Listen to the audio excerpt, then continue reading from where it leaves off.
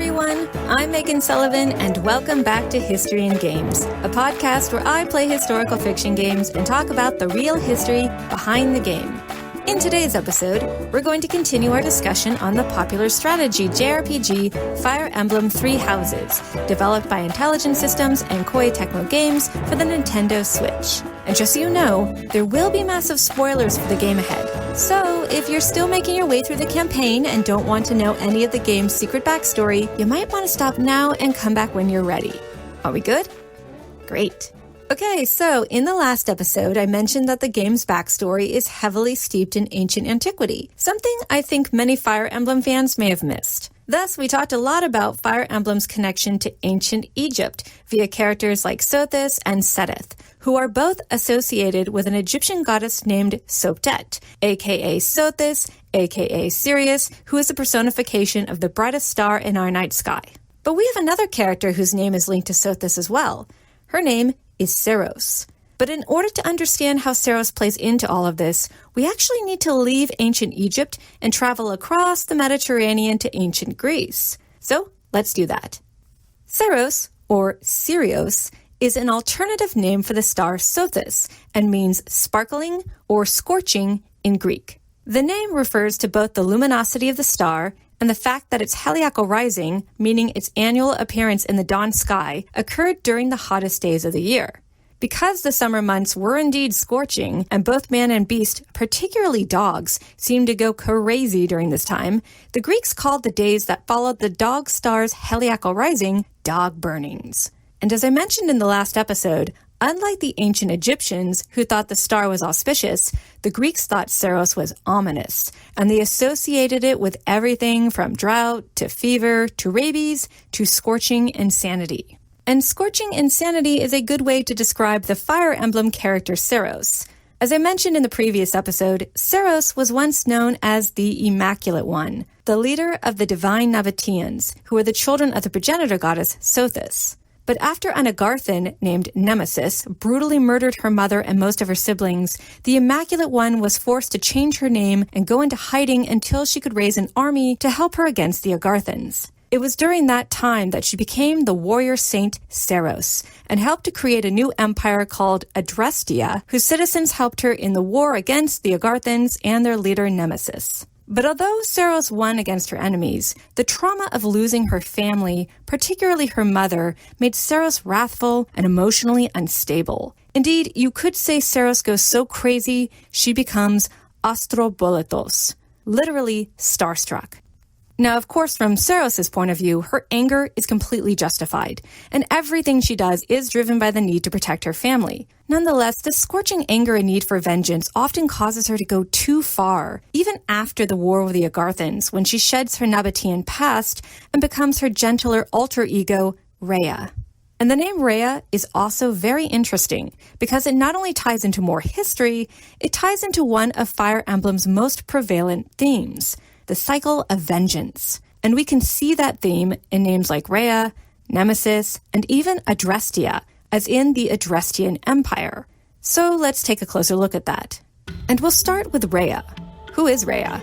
Well, in Fire Emblem, she's Saros' alter ego and the motherly archbishop of the Church of Saros, who offers advice and guidance to the people of Fodlan. In Greek mythology, Raya is a Titan and the mother of the Olympian gods. She was originally worshipped on the island of Crete by the Minoans, and her name may be derived from either a variation of the word Ira, which means earth, or from the Greek word reo, which means to flow, to stream, to run, or to gush. Now, Raya is usually portrayed as a loving and kind deity, one willing to help mortals in need. And the best example of this is in the story of Tantalos and Pelops. When the evil king Tantalos butchers his son Pelops and offers him up as a dish to the gods, the Olympians are so offended by this sacrilege, they throw Tantalos into Tartaros, the lowest depths of the underworld, where he was forced to spend the rest of eternity grasping for food and water just out of reach. By the way, the name Tantalos is where we get the English word tantalizing. Meanwhile, the gods felt sorry for Pelops and wanted to revive him, and in one version of the story, this effort is led by the goddess Raya, who has his body parts gathered up, put into a boiling cauldron, and then uses herbs or incantations to revive him. By the way, notice the story of death, dismemberment, and rebirth is a very close parallel to the story of Osiris, whom we talked about in our last Fire Emblem episode.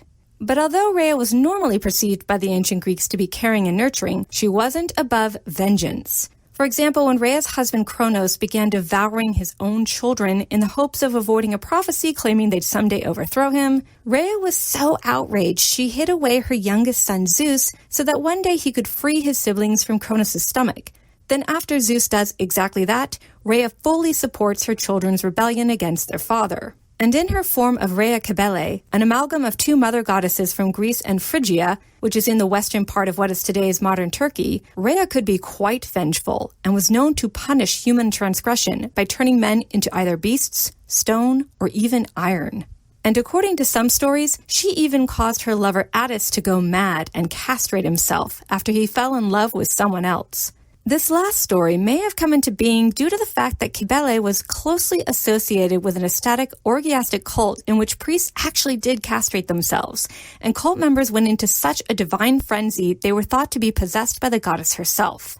Which brings us back to Fire Emblem because the character Raya also has a tendency to go into a divine frenzy, especially when she feels threatened. And when she feels really, really threatened, she doesn't just transform into her scorching alter ego Saros. She transforms into her original Nabatean form, a dragon known as the Immaculate One. Now, the developers are kind of vague about why Raya's dragon form is called the Immaculate One, but there may actually be a historical through line here. You see, the Immaculate One is a possible reference to a Near Eastern goddess named Anahita. Anahita is the Indo-Iranian goddess of water, fertility, healing, and wisdom. She's usually portrayed as peaceful, but in the past she was sometimes portrayed as a war goddess, and because her iconography includes the goddess either holding up lions or being escorted by lions, imagery very much associated with Raya Kybele due to her ability to tame wild nature, the Immaculate One was sometimes associated with Raya Kybele herself. But what about the name, the Immaculate One? Well, it stems from her purity as a virgin and a water goddess. And what's interesting is that if you look at Raya/Saros in Fire Emblem, you'll notice she's always wearing lilies in her hair. In ancient Greece, lilies represented purity. And what's really interesting is that the lily also represented an ancient Minoan goddess from Crete that was either an associate of or a form of the goddess Raya. Thus, we can see the link between the character Raya, Raya Kybele, and the Immaculate One. But no matter what form Raya takes in Fire Emblem, whether it's a kindly archbishop, a wrathful warrior, or a crazed dragon, Raya's arch-nemesis is always the same, Nemesis. And yes, that name is also significant. You see, Nemesis, which means to give what is due, was a Greek goddess of implacable justice who punished men for their hubris. One of the most interesting stories associated with her is how after 10,000 Athenians and their Plataean allies drove off a much larger invading Persian force at the Battle of Marathon, the Athenians commissioned a victory statue to be made from a block of marble brought by the Persians. That marble was supposed to be turned into a victory statue to commemorate a Persian win, but the Persians ended up retreating, and this bit of poetic justice was not lost on the Athenians, which is why they turned the marble into a statue of Nemesis, she who punishes men for their arrogance. Now in Fire Emblem, Nemesis is an Agarthan who battles both the Nabateans led by Saros and the empire she helped to create, Adrestia. Since Nemesis is a personification of Agarthan vengeance, his name is highly appropriate, but it's also really ironic, because his opponent is Raya, whose namesake, due to her habit of punishing hubris in the form of Raya Kybele, was in fact associated with Nemesis. And she wasn't the only one. The ancient Greeks had another goddess of vengeance running around, and her name was Adrestia. In ancient Greece, Adrestia was the goddess of revolt and divine retribution. Her name means she whom none can escape, and it was in her nature to chase down evildoers and avenge those who had been done wrong. Her name was sometimes used as an epithet for Nemesis, and it was thought that even the gods themselves sometimes called in her powers to right wrongdoings. And so it's no surprise that in Fire Emblem, the character Saros, leading a revolt and driven by vengeance, helped to found an empire called Adrestia. In conclusion, you can see the game developers chose all of these names very carefully. Adrestia, Raya, Nemesis, they're all tied to the idea of vengeance. And it's this endless cycle of vengeance between the Agarthans and Nabateans that causes countless tragedies in Fire Emblem. Oh, speaking of Agartha and Nabatea, did you know that those names also have historical and cultural significance? It's true, but in order to understand that, we'll need to move away from ancient Greece and move on to the lost civilization of ancient Nabatea. And we'll do that in the next episode of our Fire Emblem mini-series. But before I wrap things up, I would be remiss if I didn't address one more interesting historical Easter egg in Fire Emblem Three Houses. If you look closely at the names of some of the bad guys in Fire Emblem, you'll notice they're almost all named after ancient Greek philosophers, specifically Thales, Solon, Vias, Pittacus, Mison, and Helon. These are the names of 6 of the 7 sages of ancient Greece. What is up with that naming convention? Well, I mean, other than it continues our ancient Greek theme. Well, let's try to figure that out. Thales was the first ancient Greek philosopher and was known for his theory that water was the origin of all things. Solon was a great lawgiver in Athens and was famous for both challenging tyranny, which was a popular form of rule in his day, and laying the foundations of what would end up being Athenian democracy. Vias was known as a powerful advocate and a man of sound principle, whose most famous quotes included "Love prudence" and "Almost all men are wicked." Shilon, or Helon, was another wise man who helped overthrow a tyranny and believed that, quote, "less is more." Pittacus was a victorious general who wrote laws in the form of poetry and whose motto was, "Whatever you do, do it well." And finally, Mison is another Greek philosopher, although unfortunately we don't really know that much about him. So what's the through line here? All of these men were known for their willingness to challenge and even fight back against conventional norms, whether that was in the realm of science, government, or even just basic beliefs.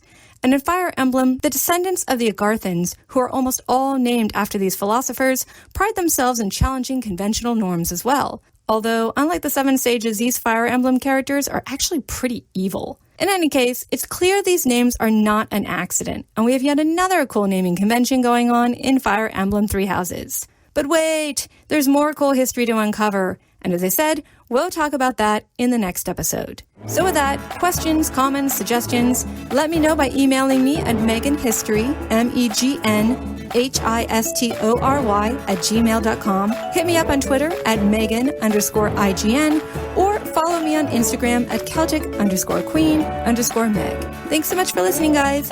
Bye!